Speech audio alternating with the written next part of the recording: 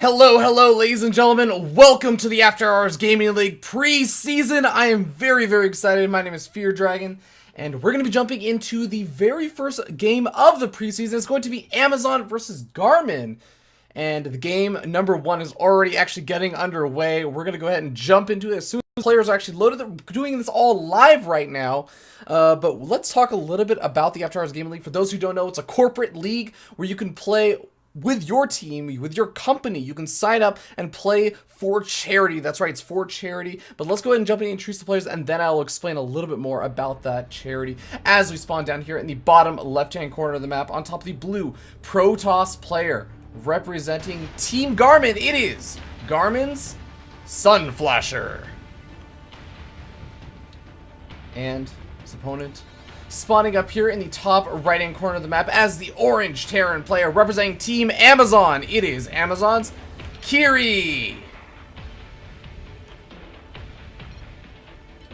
And I talked a little bit, or I just barely mentioned that, they were playing for charity. And you might be wondering, well, how exactly are they playing for charity right now? Well, the way that the the way that the AHGL works, the After Hours Gaming League, is all of the teams have a little bit of a registration fee that eventually ends up going toward the charity of their choosing. So the winner of the AHGL season gets to choose what charity that money is going to go to. Now, each team has selected their own charity. Amazon has selected Child's Play. Child's Play is dedicated to improving the lives of children in hospitals around the world through the kindness and generosity of the video gaming community and the power of play. Whereas we actually have Garmin, who decided to choose the charity United Way of America, a national system of volunteers, contributors, and local charities helping to people in their own communities. So really great causes that both of these teams are kind of fighting for, and we'll see who ends up being able to take the victory in the AHGL. Of course, this is just a preseason match, so nothing on the line, but more just kind of a little bit of fun. But oh man, look at this. We already have Sunflasher from Team Garmin. He's looking a little bit cheeky right now. His probe is out on the map in a very peculiar location. And we could be seeing a little bit of proxy shenanigans coming down. We have two guys in each. Oh, okay. Two guys and one gas guys, three guys and another. Three. Okay, now putting three guys on each, and we have a cybernetics core going down. I expect the pylon to be coming down sometime in the next 30 or so seconds. We're probably going to be seeing, just based on the location, a proxy Stargate coming out from our blue Protoss player of Team Garmin. Now, Team Amazon's player, we had actually enough gas lined up for a Reaper, so the Reaper is going to be coming out and then taking the guys off of the gas. Looks like Kiri from Team Amazon maybe looking to just go for a follow-up of a command center. You know, a 1-Rax expansion. This could be very dangerous and deadly, because look at this. The Reaper is going to get to the other side of the map. That's actually going to be great for him, because he's going to move in over here, and there's really not going to be a whole lot of anti-Reaper. There's nothing that really can chase it down. There's not even really a Zelt. There's not even a gateway. Oh my god, workgate technology is not being researched. Oh, Sunflasher going all in on the proxy Stargate right now. He's going to be in so much trouble. This Reaper is going to be able to do so much damage. And sure, he may be able to get out an Oracle that will actually be able to do a lot of damage, considering there is straight up just a reactor being made. There's not going to be any Marines on the map for quite a bit of time, but still, this Reaper is going to go so uncontested, and with some good micro from Kiri, he should be able to take out a quote-unquote infinite number of probes. Okay, well, there is the first Stalker, though. Stalker finally just actually coming out, and actually really well done by Sunflasher. Sunflasher looking to be in a good position, now going to get that Oracle out, Chrono boosting it out. What does Kiri do? He does now realize, okay, wait a second, I only saw one pylon in your main base. Your second pylon starting quite a bit later than it really should have. I mean, he got a full scout off on everything in the main base. He should know some shenanigans are going on. He needs to make sure that he's positioning his Marines over in that main mineral line ASAP, but no, he's rallying them over to the front. He's building a bunker at the front. He doesn't quite realize what's going on. The Oracle is now coming out, and we'll have to see how much damage it's going to be able to do. It's moving in, and Kiri doesn't seem to realize that he has vision of it, though. His Marines over the natural expansion. The Oracle now chasing away those SCVs. The SCVs on retreat to the natural. Luckily for them, they can't actually go ahead and start mining from over there. But one Oracle is more than enough to actually deal with just 4 Marines. It is going to use up most of his energy, though, taking out the Marines. So it looks like the follow-up Marines should be able to eventually clear off that Oracle. And I mean, he is sitting in a decent position worker-wise right now. I mean, you can see we have 24 probes. Sure, 24 probes to 21 SCVs might seem like it's favoring the Protoss player. And it may very well be favoring the Protoss player a little bit more with this second Oracle coming out. But I do want to remind you that the natural expansion is finished up for the Terran player and not really finished up or even started for the Protoss player. There's no real transition available either. I mean, we don't even have Warp Gate technology actually finished up, and now we end up seeing Oracle doing a lot more damage over here. The second Oracle starting to recuperate some of its energy, and it looks like the missile turret's finally able to go up for Kier. He finally managed to finish up that engineering bay, but behind all this, I want to note that Warp Gate technology is just finished up, but there's no extra gateways really being added on. Only a second gateway just now being added on. So it's not like there's going to be a massive number of gateway units. I feel like we're going to have to see Sun Flasher do a little bit more damage to make this all worth it.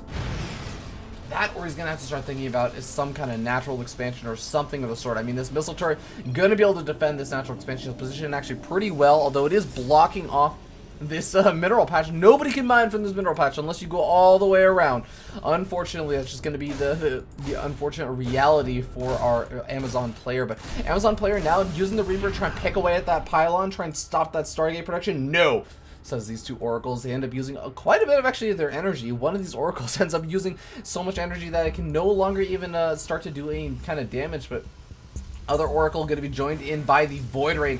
Oh god, this is actually going to be very scary. The Void Rays could just actually charge up on that missile turret and actually just take it out. And then the Oracles will go pretty much uncontested, but a repair going down immediately from Amazon's Kiri. He is on top of that, and he's able to salvage a situation. And look at this. This is what I was talking about. Sure, the Protoss player was up in workers for quite a bit of time, but now we only have 29 workers to 28 workers. The Amazon player catching up quite rapidly. And of course, he also has a little bit more production with the factoring going up. He's eventually going to get able to get up to those starport, the medevacs, and Protoss player going to be in a little bit of trouble after that. But for now, Protoss player may have one kind of big more opportunity. He didn't lose any of those units. He actually hasn't lost any units. He lost a probe, not the biggest deal in the world though. Only lost a single probe, and has actually been able to force out quite a bit of the defense from Kiri. If he can somehow manage to do a little bit more damage, he may still be in an okay situation. We'll have to see though. Kiri actually a little bit in the dark right now, but oh, okay, Stalker interception. Looks like he's going to shut down that very critical scouting information, although it looks like something, I guess a probe or a Reaper or something may have seen that these pylons are over there. He should have an idea, okay, my opponent probably looking to expand by this point in the game.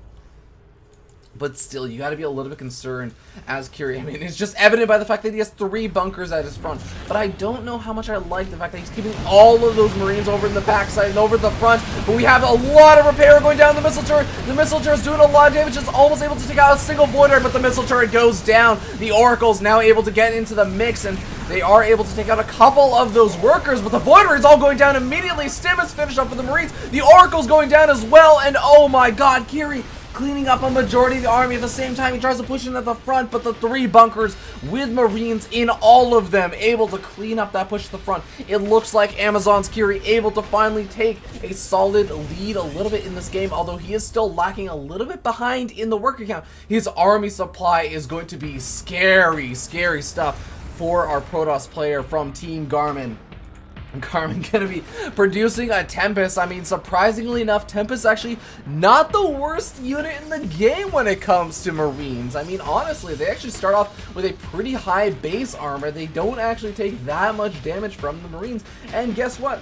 They can't, I will admit, with Sim or without Sim, they can't really kite away from Marines for very long, but they still have that superior range, and it can be very, very annoying. And it only takes 2 Tempests to actually one-shot a Marine. It might sound like it's going to take a while, and it probably will. It's not one of those immediate defenses that you can rely on, but if you have some good positioning over ledges, etc., you can actually chase your opponent, kind of like you would see a lot of Protoss players do Stalker Micro, but utilizing the cliffs to just slowly pick away at those Marines and kind of eliminate them. But you can also go for this kind of harassment. You can use a Tempest to take out your opponent's SCVs out of the range of the missile turret. And now we end up seeing the army moving around, trying to go after the Stargate, I imagine, but a little bit miscontrol. Gonna have to immediately send it over. I actually wouldn't even hate right now if he decides to stem up a portion of this army and try and take out that Stargate immediately. Stop any more units coming out from this, but looks like regardless, he's gonna be able to take out that pylon, take all of that stuff out, and be able to get out of there without any kind of problems. And you can see, this is what I was talking about. Look at this, 2 armor.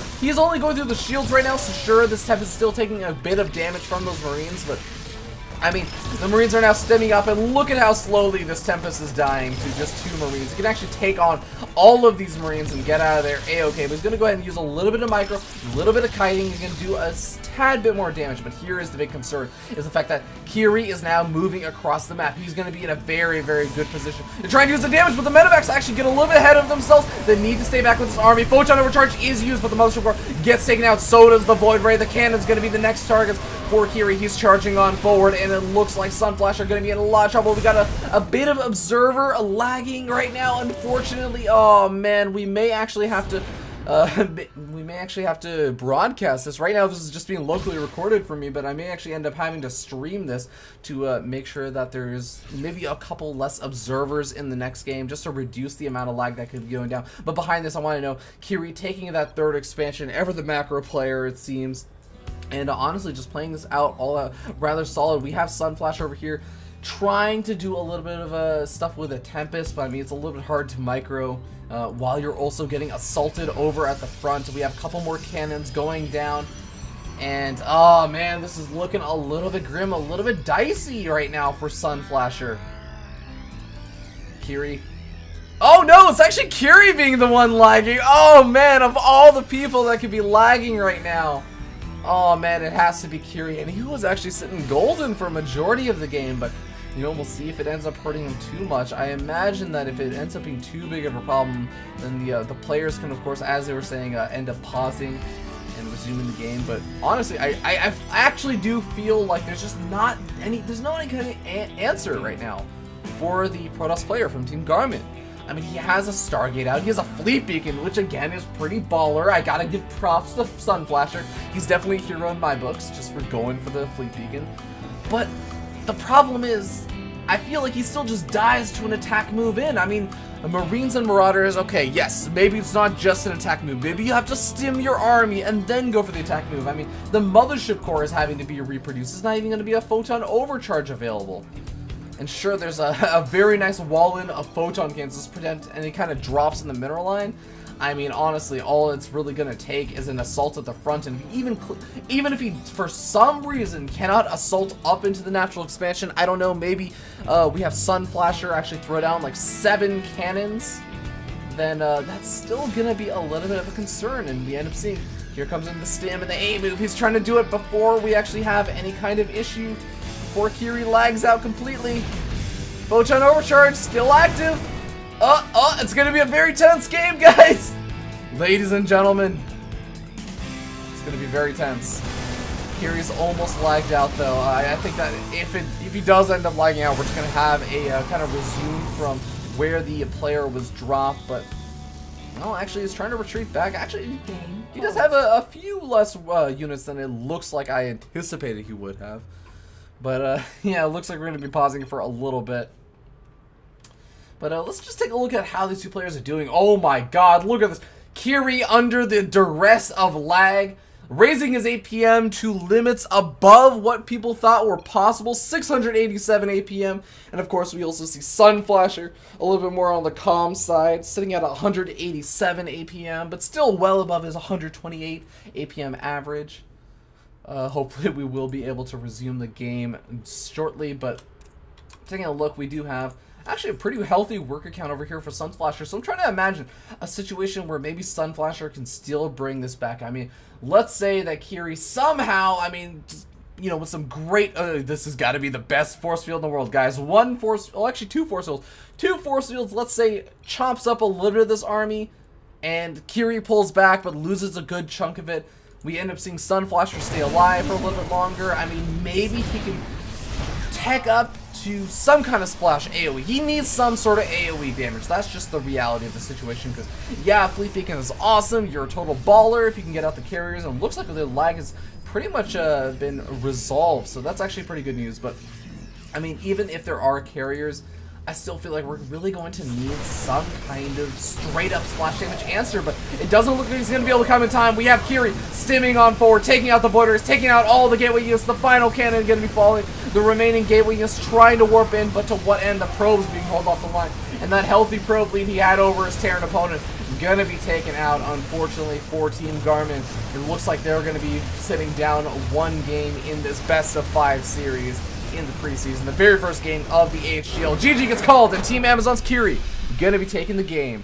And with that being said, we're gonna go ahead and find out who is going to take game number 2 as well as the series. We will be right back, ladies and gentlemen. Go ahead and click those YouTube links and it will take you to game number 2. But otherwise, I will see you guys in game 2.